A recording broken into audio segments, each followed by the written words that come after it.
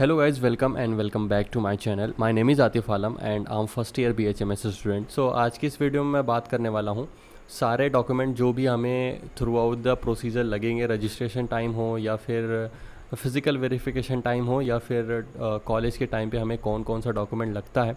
Plus इसके साथ साथ ही मैं आपको आज चॉइस फिलिंग का ऑर्डर भी बताऊंगा, जिससे आप अपनी काउंसलिंग खुद से ही कर सकते हैं। किसी की ज़रूरत नहीं होती है वैसे हमें, जो यूट्यूब पे हमें चल रहा है कि 3,000 रुपये में 5,000 रुपये में ये करवा लो वो करवा लो।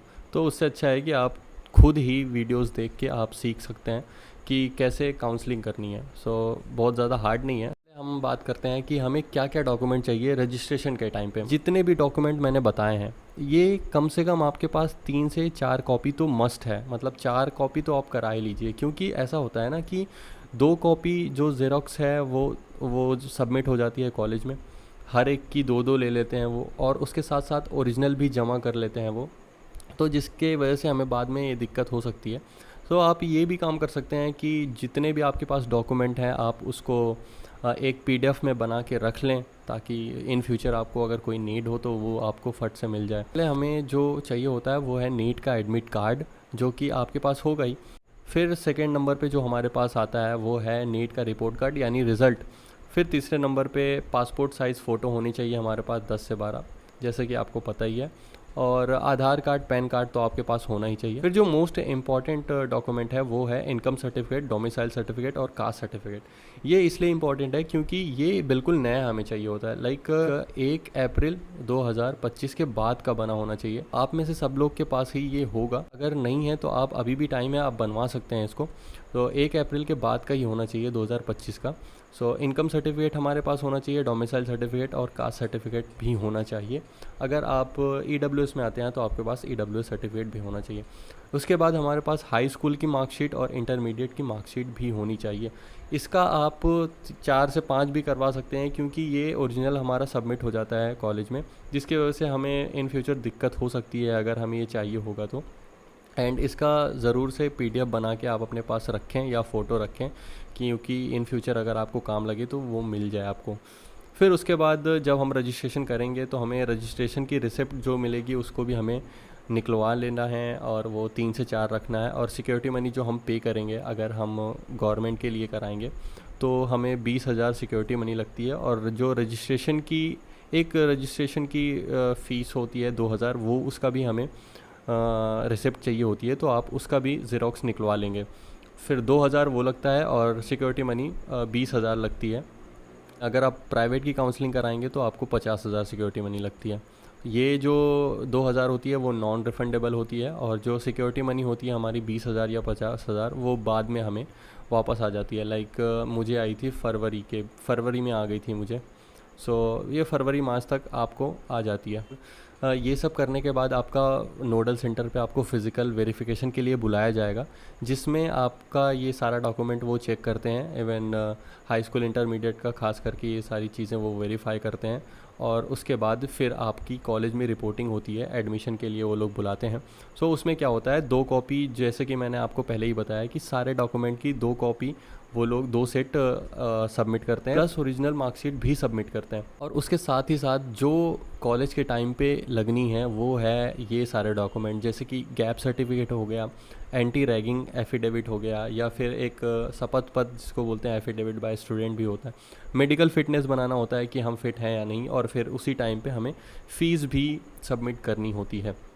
तो ये जो डॉक्यूमेंट है like gap certificate, anti ragging और ये जितने भी हैं, तो इनका हमें कोई ज़ेरॉक्स नहीं कराना होता है, सिर्फ ये ओरिजिनल ही जमा हो जाते हैं। अगर बात करें ये कैसे बनते हैं, हमें कैसे बनवाना है, तो इसका फॉर्मेट मैं आपको दिखा देता हूँ कि कैसे बनवाना है। आप उसका स्क्रीनशॉट ले सकते हैं।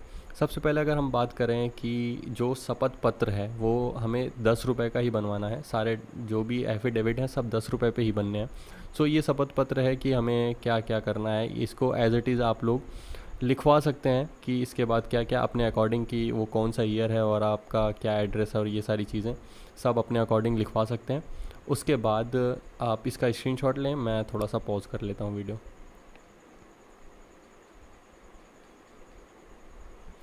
फिर उसके बाद सेकंड जो एफिडेविट है वो है एंटी रैगिंग का।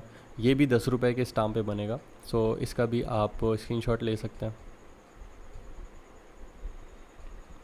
जो थर्ड हमारे पास आता है ये भी है एक एफिडेविट जो 10 रुपये पे बनना है, इसका भी आप स्क्रीनशॉट ले लें।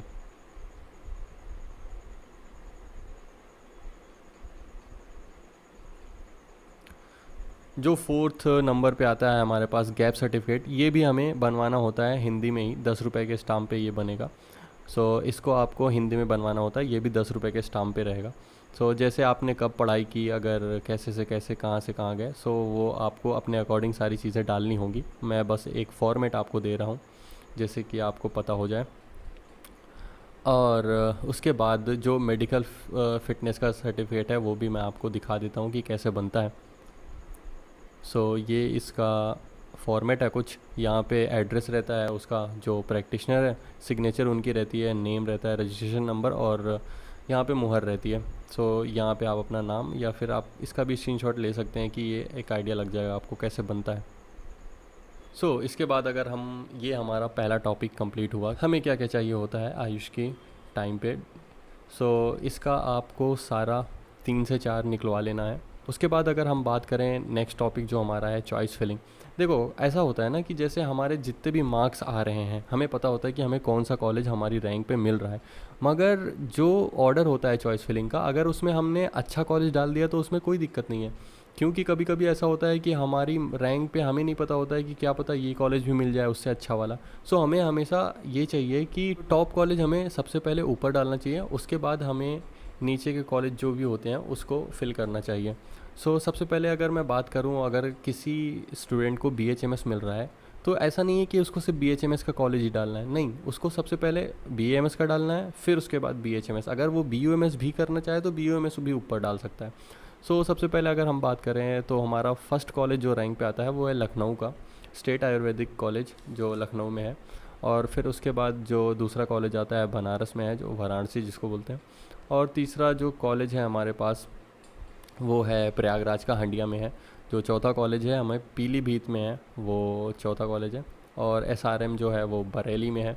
आप जो मैंने ये सीक्वेंस बनाया है ये ही टॉप कॉलेज की लिस्ट है, आप ऐसे डाल सकते हैं इसको, अगर हो सकता है आपको मिल जाए तो अच्छी बात है। झांसी, उसके बाद मुजफ्फरनगर, फिर अगर BUMS की आप डालना चाहें तो आप, लखनऊ वाला अच्छा कॉलेज है तो BUMS का पहले डाल सकते हैं, उसके बाद प्रयागराज का। और अगर आपको BUMS नहीं करना है तो आप ये काट सकते हैं, ये नहीं ले, इसको आप नहीं फिल करिएगा।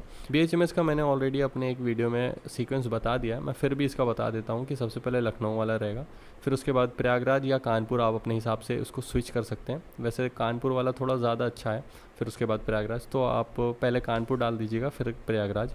उसके बाद अलीगढ़ या फिर अयोध्या आप ऊपर कर सकते हैं, ऊपर नीचे। अगर आपको अयोध्या चाहिए तो ये भी एक अच्छा कॉलेज है जहाँ पे क्लासरूम इसकी AC है, और बाकी जो स्टूडेंट का जो सीट है वो सिर्फ 37-38 है, तो ज़्यादा सीट नहीं है यहाँ पे। तो आप ये अलीगढ़ और अयोध्या में स्विच कर सकते हैं। उसके बाद गोरखपुर और फिर आजमगढ़ और मुरादाबाद। जैसा कि मैंने आपको पहले ही बताया, मुरादाबाद वाला कॉलेज थोड़ा सा पुराना है, सो आप अपने हिसाब से इसको देख सकते हैं।